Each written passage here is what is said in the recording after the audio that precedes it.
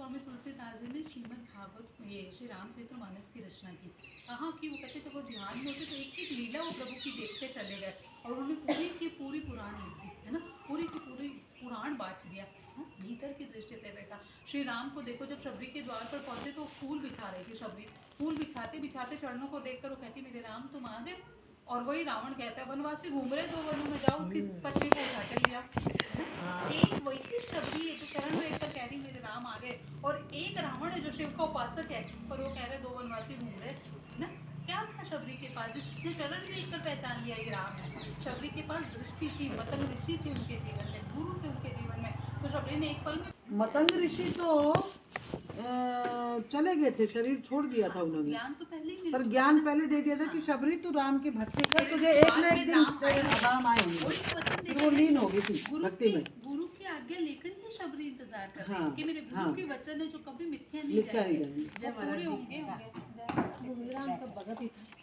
और वो पूरे हुए और श्री राम को आना पड़ा। चाहे वो पूरी भूमिका बनी पर गुरु के वचनों को पूर्ण करने के लिए ईश्वर को भी चलकर उसके आना ही पड़ा। तो ये संकेत करती है, सब चीजें हमें सिखाती है। हम ग्रंथ हमारे लिए बना है, मुझे बहुत अच्छा लगा आप लोग बात कर रहे हैं कि ग्रंथ हमारे लिए बने कि हम इन्हें पढ़े और इस मार्ग पर चले ना। बच्चा जब स्कूल की किताब पढ़ते जरूर है पर मार्ग पे नहीं चला जाता। देखो रामचरितमानस क्या कहती है, गृहस्थी है ना, घर परिवार है, मार्ग पे चलना भी। परिवार में राजा जनक वैसे ही कहलाए, घर परिवार में ही थे है ना, उन्होंने घर परिवार थोड़ा छोड़ा, घर परिवार में रह उन्होंने वैसे ही की उपाधि प्राप्त कर ली कि देह से भी ऊपर उठ गए। वो ज्ञान हमें मिल जाए है ना। वो देखो जब नई बहू आती है ना तो कहती मुझसे सब कुछ नहीं होता, पर हम क्या कहते हैं बेटा धीरे धीरे से सब कुछ हो जाएगा है ना। वो घर में रहकर परिवार भी संभाल लेती, बच्चे भी संभाल लेती, सब कुछ हो जाएगा। ऐसे में वो टेक्निक आनी चाहिए, वो तरीका आना चाहिए। अगर तरीका आ जाए तो हम घर परिवार में रहकर भी भक्ति कर सकते हैं। किसी ग्रंथ में ही नहीं लिखा कि भक्ति करने के लिए संसार छोड़ना पड़ता है ना। हमारे ग्रंथ कहते हैं ना हरि भूलो ना जग छोड़ो ना हरि भूलो, कर्म करो जिंदगानी में, इस जग में ऐसे रोज ऐसे कमल रहता है पानी में।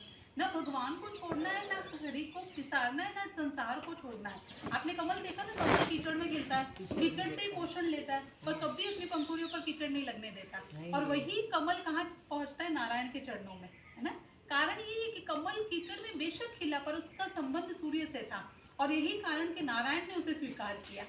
ये संसार कीचड़ ही है, हम सब इस कीचड़ में ही पैदा हुए हैं, पर इस कीचड़ में खिलने के बाद परमात्मा से बनाकर रखना, फिर हमें भी नारायण स्वीकार करेंगे। पर कमल की भांति जीवन जीना आना चाहिए, ना जग में रहो ना जग छोड़ो। इस संसार में ही रहकर संसार की से आप देखें कि पूर्ति करें, इस देह से संसार के कार्यों को करें, पर अपनी आत्मा को प्रभु को सौंपो, अपनी आत्मा को ईश्वर में लगाओ, फिर देखो क्यों नहीं परमात्मा मिलेगा ना, सब कुछ होगा।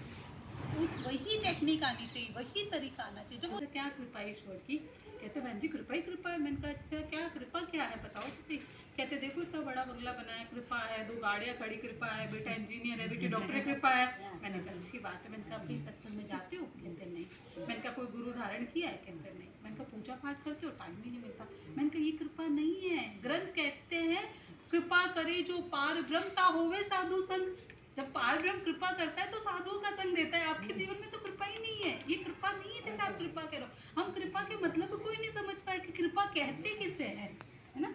महापुरुष तो कहते हैं जब कृपा पार ब्रह्म करता है तो साधुओं का संग देता है, संतों का संग देता है। काकभूषुंडी जी के पास जब गरुड़ जी गए तो वो कहते धन्य धन्य यद्यपि सब विधिहीन, निज जन जाने राम मोहे संत समागम दीन। कि मैं इतना धन्य हुआ कि श्री राम ने मुझे अपना समझकर संतों का सानिध्य आज सत्संग करने का अवसर दिया है। तो ये कृपा है ये ना। अगर आपको कोई चेक पर 5 0 लगाकर दे हो क्या जाओ बैंक से पैसे निकलवा दो, निकलेंगे? नहीं निकलेंगे, क्योंकि कहेंगे सुन्नी तो है। अब ये ईश्वर की दृष्टि में सारे सुन्नी, अच्छा घर हो जाना सुन्नी, अच्छा पता सब चीज सुन्नी है। पर आप सुन्नी के आगे 1 का डंडा लगा दो 5 सुन्नी के आगे, तो सीधे सीधे 1 लाख बन जाते हैं। बनते हैं कि नहीं बनते है ना। पर वो 1 लाख कब बने? जब आपने 1 का डंडा लगाया। और कहाँ लगाया? आगे लगाया। आप पीछे 1 का डंडा लगाओ। लोग क्या कहते हैं पहले संसार निपटा ले फिर देखेंगे भक्ति का। लेकिन बुढ़ापे का विषय भक्ति तो अब सारे सुन्नी इकट्ठे करके लास्ट में 1 लगाएंगे तो कोई फायदा है? कोई फायदा नहीं। आप पहले 1 लगाओ फिर सुन्नी इकट्ठे करो, तो सुन्नी की भी कीमत है और 1 भी आपके पास मिलता है। हम 1 लगाना ही भूल जाते हैं, हम सबसे बाद में